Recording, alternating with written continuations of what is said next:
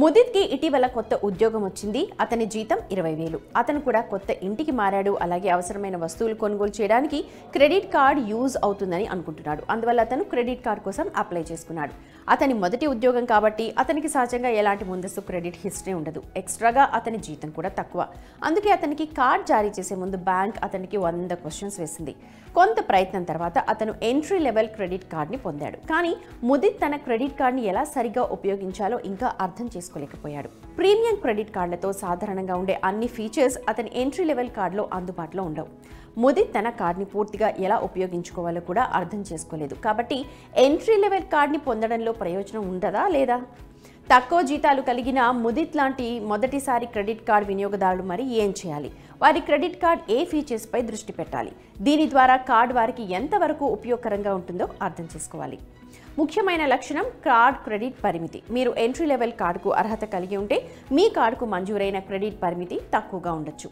మీరు బహుళ క్రెడిట్ కార్డుల మధ్య ఎంచుకోవాల్సి వస్తే వాటి క్రెడిట్ పరిమితులన్నీ సరిపోల్చుకోండి.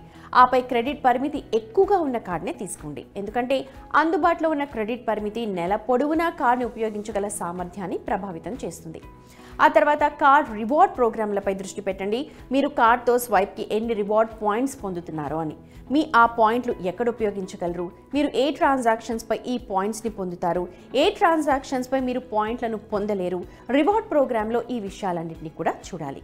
అలాగే వడ్డీ రేటు, ఫీజులపై కూడా శ్రద్ధ పెట్టండి. మీరు ఇప్పుడే సంపాదించడం స్టార్ట్ చేశారు కాబట్టి మీరు మీ మొత్తం క్రెడిట్ కార్డ్ బకాయిలో కొంత భాగాన్ని మాత్రమే చెల్లించే సందర్భాలు ఉండవచ్చు. అటువంటి సిచ్యువేషన్లో వడ్డీ రేట్ ఎక్కువగా ఉంటే ప్రతి బిల్లింగ్ సైకిల్తో మీ బకాయి బ్యాలెన్స్ గణనీయంగా పెరుగుతుంది. వడ్డీ రేటు కాకుండా మీ కార్డ్ మొత్తం ధరను పెంచే ఇతర ఛార్జెస్ కూడా ఉంటాయి. దీనికోసం కార్డ్ వార్షిక శాతం రేటు లేదా ఏపీఆర్ని తనిఖీ చేయాలి. ఇది మీకు అన్ని కార్డ్ ఛార్జెస్ గురించిన క్లారిటీ ఇన్ఫర్మేషన్ ఇస్తుంది. ఇక మీ కార్డ్తో లభించే ఆఫర్స్, ప్రయోజనాల గురించి తెలుసుకోవడం కూడా చాలా ఇంపార్టెంట్. వీటిలో చేరడం, బోనస్, ఇంధన సర్చార్జ్ మినహాయింపులు, బీమా కవరేజ్, ఆన్లైన్, ఆఫ్లైన్ షాపింగ్ తగ్గింపులు లాంటివి ఉంటాయి. ఇక మీ క్రెడిట్ కార్డ్ ప్రయోజనాలు, ఆఫర్లను సరిగ్గా ఉపయోగించడం ద్వారా మీరు డబ్బుని కూడా ఆదా చేసుకోవచ్చు. కార్డ్ని పూర్తిగా ఉపయోగించుకోవచ్చు. ఇది కాకుండా క్రెడిట్ కార్డులో ఉపయోగపడే మరో ఫీచర్ ఉంది, అది ఈఎంఐ.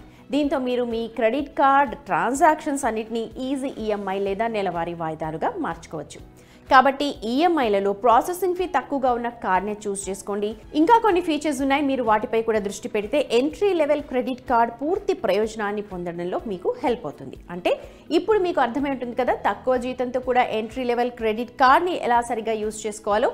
క్రెడిట్ కార్డ్స్, ఖర్చు, పొదుపులకు సంబంధించిన మరిన్ని చిట్కాల కోసం Money9ని చూస్తూనే ఉండండి.